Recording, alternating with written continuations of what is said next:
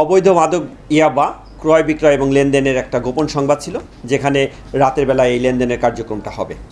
তা গোপন সংবাদের ভিত্তিতে আমাদের কোনো এক ব্যক্তিকে সেখানে ঘোরাফেরা করতে দেখে। ঘোরাফেরার পর যখন তাকে জিজ্ঞাসাবাদ করে এবং জিজ্ঞাসাবাদে তার কথাবার্তার অসংলগ্নতা পাওয়া যায়, তৎপ্রেক্ষিতে তার দেহ তল্লাশি করে তাৎক্ষণিকভাবে তার কাছে কিছু ইয়াবা পাওয়া যায় এবং তার মোবাইল ফোনে এই সংক্রান্ত কিছু মেসেজ তারা দেখতে পারে।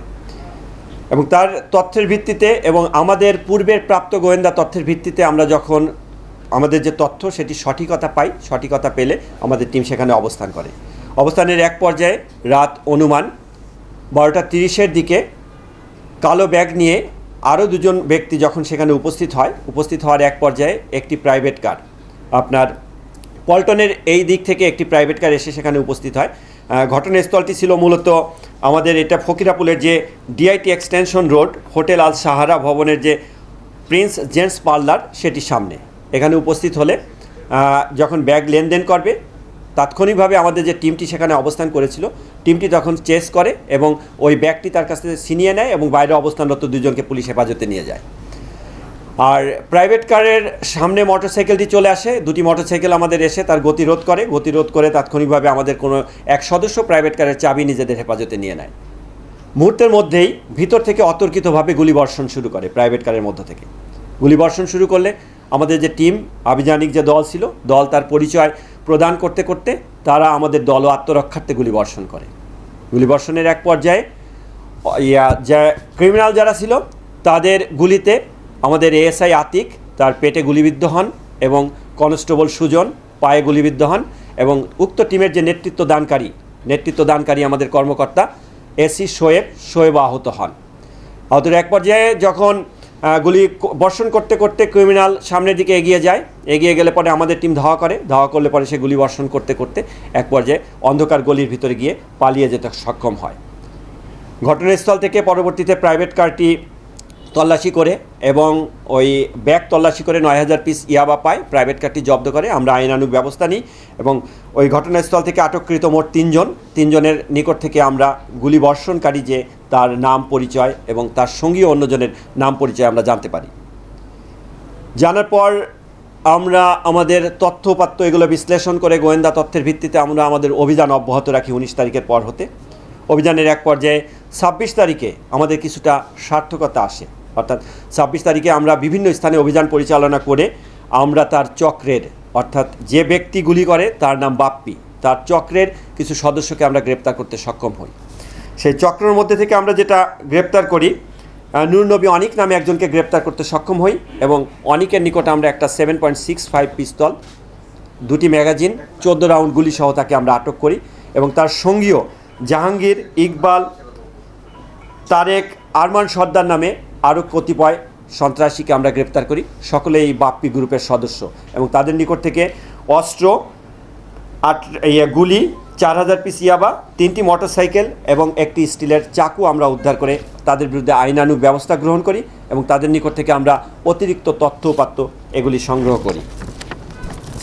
অতঃপর আমাদের অভিযান আমরা অব্যাহত রাখি।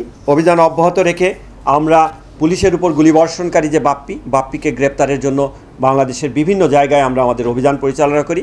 এই অভিযানের ধারাবাহিকতায় আমরা বরিশাল জেলা, সাতক্ষীরা, যশোর এবং ঢাকাসহ বিভিন্ন জায়গায় আমরা অভিযান পরিচালনা করে আমরা গত শুক্রবার দিবাগত রাত মানে শনিবার পরবর্তীতে আমরা তার যখন সন্ধান পাই যে উক্ত সন্ত্রাসী বাপ্পি তিনি কোনো একটি মাধ্যমে নিজেকে এই অপরাধের দায় থেকে রেহাই পাওয়ার জন্য দেশের বাইরে বর্ডার দিয়ে পালিয়ে যাওয়ার একটি চেষ্টা করছেন। এরকম তথ্যের ভিত্তিতে আমরা তাৎক্ষণিকভাবে যশোর জেলায় আমাদের টিম প্রেরণ করি এবং যশোর জেলার ডিবি পুলিশ সহ আমাদের ডিবি পুলিশ যৌথভাবে আমরা যশোরের ঘোপের মোড় নামে একটি স্থানে রাতের বেলা আমরা সেখানে অপারেশন পরিচালনা করি। অপারেশন পরিচালনায় আমরা একটি দোতলা বাড়ি যেখানে অপারেশন পরিচালনা করি, দোতলা বাড়ির দোতলায় তার অবস্থান আমরা শনাক্ত করতে পারি। শনাক্ত করার এক পর্যায়ে আমরা যখন ব্যাপকভাবে প্রস্তুতি নিয়ে বাড়িটি ঘিরে ফেললে ভিতর থেকে উক্ত সন্ত্রাসী বাপ্পি তার অবস্থান সম্পর্কে জানিয়ে তিনি বরং সেটা থেকে রক্ষা পাওয়ার জন্য ভিন্ন রকমের একটি নাটক সাজিয়ে পুলিশকে হুমকি দেওয়ার চেষ্টা করে। অর্থাৎ তিনি যে বাড়িতে ছিলেন সেই বাড়ি নজরুল নামে এক ব্যক্তির বাড়ি এবং নজরুলের যে জামাতা রিপনও বাপ্পি গ্রুপের একজন সদস্য, তিনি বাপ্পির সাথে ভিতরে উপস্থিত ছিলেন।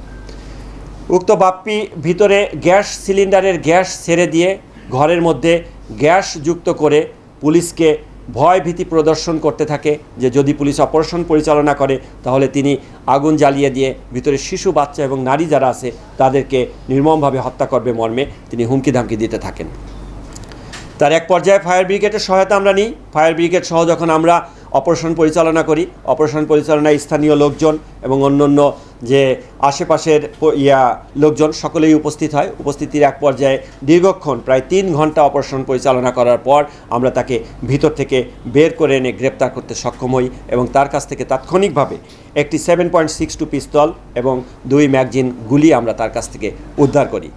উদ্ধারের পর তাকে যখন আমরা তাৎক্ষণিকভাবে জিজ্ঞাসাবাদ করি, জিজ্ঞাসাবাদের পর্যায়ে সে পুলিশের উপর যে গুলিবর্ষণ করেছে সে পিস্তলটি ঢাকায় তার ভাড়া বাসায় রয়েছে মর্মে আমাদের কাছে স্বীকার করে। স্বীকারের প্রেক্ষিতে আমরা আইনানুগ ব্যবস্থা গ্রহণের নিমিত্তে তাকে সহ ওইখান থেকে তাৎক্ষণিকভাবে আমরা ঢাকা শহরে তার ভাড়া বাসার ডেমরা এলাকায় আমরা অভিযান পরিচালনা করি।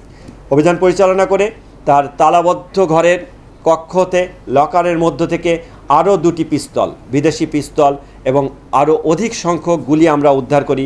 সর্বমোট তার কাছ থেকে 3টি বিদেশি পিস্তল এবং 151 রাউন্ড গুলি উদ্ধার করতে আমরা সক্ষম হই।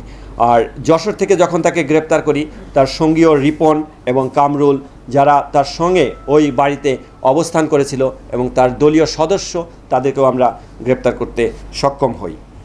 তৎপরবর্তী তার বিরুদ্ধে আইনানুগ ব্যবস্থা প্রক্রিয়াধীন রয়েছে, মামলা চলমান রয়েছে। তাকে প্রাথমিক জিজ্ঞাসাবাদে তিনি একজন মাদক ব্যবসায়ী এবং 2010 সাল থেকে তিনি মাদক ব্যবসার সাথে সম্পৃক্ত মর্মে প্রাথমিকভাবে স্বীকার করেন এবং সে 4টি অস্ত্রসহ যে ব্যাপক গুলি এবং তার 25 জনের মতো দলীয় সদস্য রয়েছে যাদের মাধ্যমে বিভিন্ন জায়গায় তিনি মাদক ব্যবসার কারবারিটা করে আসেন এই মর্মে প্রাথমিকভাবে স্বীকার করেছেন। ইতোপূর্বে তিনি জেল হাজতে ছিলেন মর্মেও আমাদের কাছে স্বীকার করেছেন। অস্ত্র এবং মাদক সহ ইতোপূর্বে পুলিশের হাতে ধরা খেয়ে 4.5 বছরের মতো তিনি জেলে ছিলেন মর্মে স্বীকার করেছেন। তার বিরুদ্ধে একাধিক মামলা রয়েছে। আমাদের এই মামলা সহ মোট আমরা 11টি মামলা তার বিরুদ্ধে পর্যন্ত পেয়েছি। অস্ত্র মাদকের মামলা, তার সঙ্গী অন্যান্যদের বিরুদ্ধেও একাধিক মামলা রয়েছে।